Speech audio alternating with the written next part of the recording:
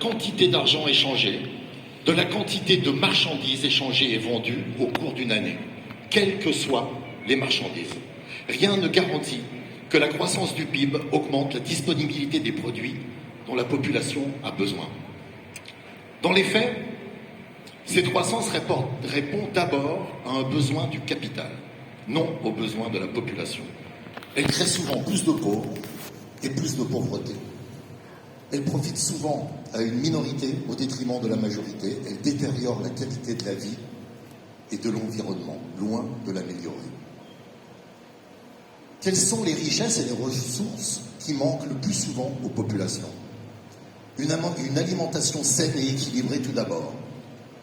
L'eau potable, de bonne qualité, de l'air pur, de la lumière, de l'espace, un logement salubre et agréable. Mais l'évolution du PIB ne mesure rien de tout cela. Prenons un exemple. Un village creuse un puits et tout le monde peut utiliser de l'eau. L'eau est un bien commun et le puits, le produit d'un travail commun. Il est source d'une plus grande richesse de la communauté. Mais il n'augmente pas le PIB, car il ne donne pas lieu à des échanges d'argent. Rien n'est acheté ni vendu. Mais si le puits est approprié par un entrepreneur privé qui demande à chaque villageois de payer l'eau qu'il tire, le PIB augmentera des redevances encaissées par le propriétaire. La croissance est pour le capitalisme une nécessité systémique totalement indépendante et indifférente à la réalité matérielle de ceux qui croient. Elle répond à un besoin du capital.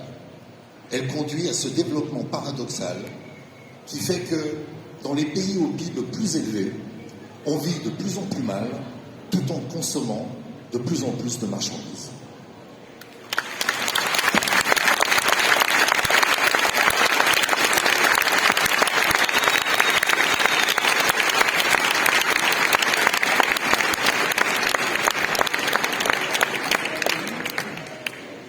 Je reviens à cette question insistante. Mais c'est quoi le problème ?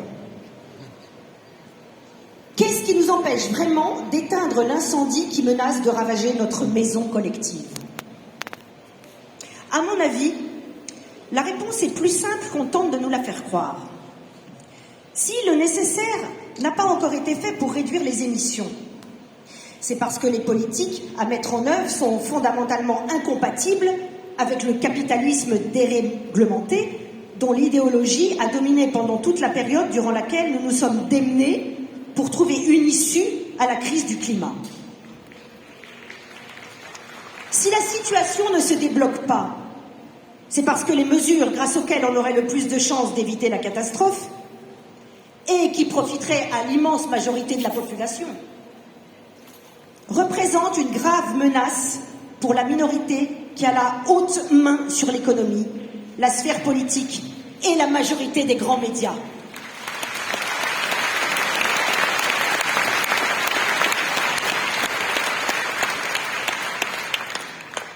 Le dilemme est le suivant.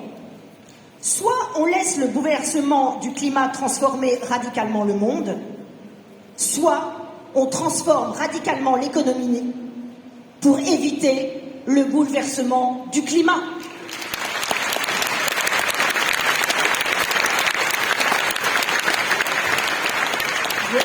Voici ce que le réchauffement de la planète va transformer. La sécurité personnelle et la santé, l'accès à l'alimentation, à l'eau et à la médecine, l'équilibre géopolitique et stratégique de la cohésion sociale et la paix elle-même. Dans ces conditions, pourrions-nous, s'il vous plaît, cesser de parler des générations futures ? Avec l'accélération du changement du climat, nous parlons de notre propre génération, ici et maintenant. Nous devrions d'ailleurs cesser de parler, il faut hurler.